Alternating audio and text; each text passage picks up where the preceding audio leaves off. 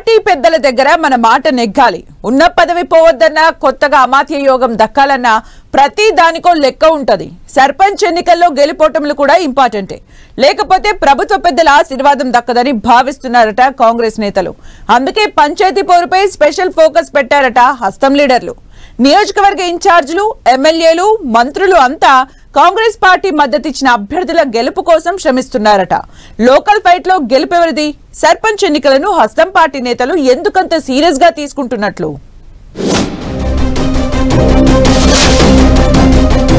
కాంగ్రెస్ నేతలకు పంచాయతీ ఎన్నికల టాస్క్. హస్తం పార్టీ మద్దతిచ్చిన అభ్యర్థుల గెలుపు కోసం ఆరాటం. నియోజకవర్గాల్లోనే మఖం వేసిన కాంగ్రెస్ ఎమ్మెల్యేలు ఎక్కువ స్థానాలు గెలిచి పార్టీ పెద్దల దృష్టిని ఆకర్షించే ప్రయత్నం.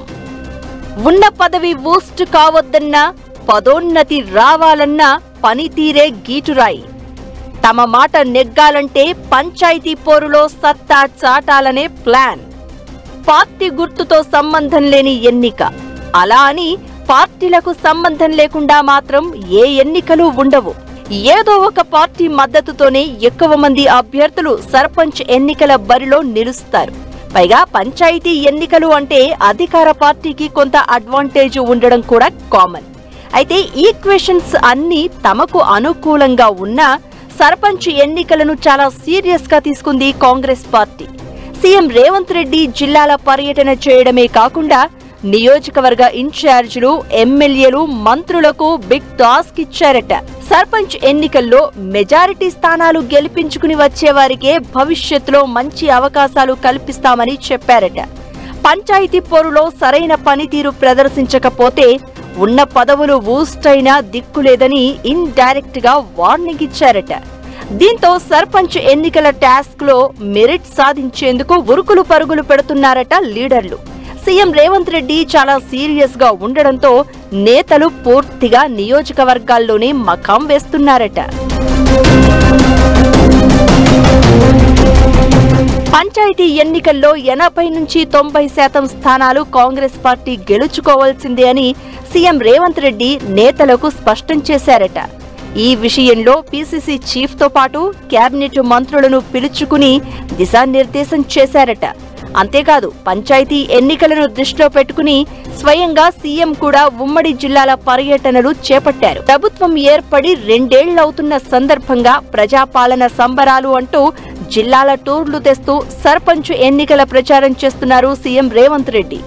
అయితే ముఖ్యమంత్రి సీరియస్ మోడ్ లో పనిచేస్తూ ఉండడంతో పాటు అందరికీ స్పెషల్ టాస్క్లు అప్పగించడంతో నేతలు కూడా ఫుల్ కాన్సంట్రేట్ చేస్తున్నారు. మంత్రులు, ఎమ్మెల్యేలు, పార్టీ ఇన్ఛార్జీలు పూర్తిగా నియోజకవర్గాల్లోనే మకాం వేశారు.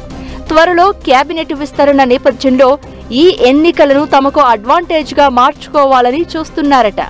మంత్రులుగా ఉన్నవారు తమ పదవులను కంటిన్యూ చేసుకోవడానికి ఈ ఎన్నికలను ప్రతిష్టాత్మకంగా తీసుకున్నారట. మంత్రి పదవులపై కన్నేసిన ఎమ్మెల్యేలు కూడా పంచాయతీ ఎన్నికల్లో గెలుపు కోసం సీరియస్ గా పనిచేస్తున్నారట.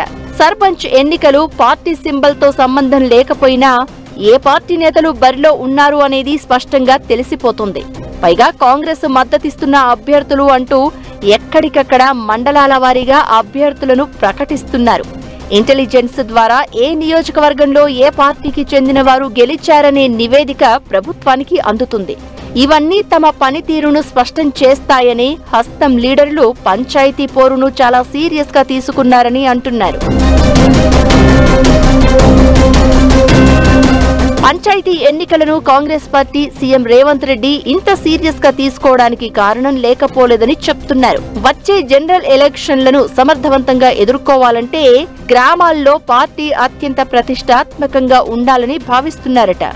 అంతేకాదు ప్రభుత్వం చేపట్టే అభివృద్ధి కార్యక్రమాలను ప్రజల్లోకి తీసుకువెళ్లాలంటే ఊర్లలో ఉండే నేతలే అత్యంత కీలకం. గ్రామ సర్పంచ్, వార్డు మెంబర్లుగా కాంగ్రెస్ పార్టీకి చెందిన నేతలు ఉంటే గెలుపు ఈజీ అవుతుందని లెక్కలు వేసుకుంటున్నారట సీఎం. అందుకే సర్పంచ్ ఎలక్షన్స్ పై ముఖ్యమంత్రితో సహా హస్తం లీడర్లు అందరూ సీరియస్ గా తీసుకున్నారట. పంచాయతీ ఎన్నికల పర్ఫార్మెన్స్ లో ఎవరు సత్తా చాటుతారో, కేబినెట్ బెర్త్ కోసం ఎదురు చూస్తున్న నేతలకు పంచాయతీ గెలుపు ఎంతవరకు కలిసి వస్తుందో చూడాలి మరి.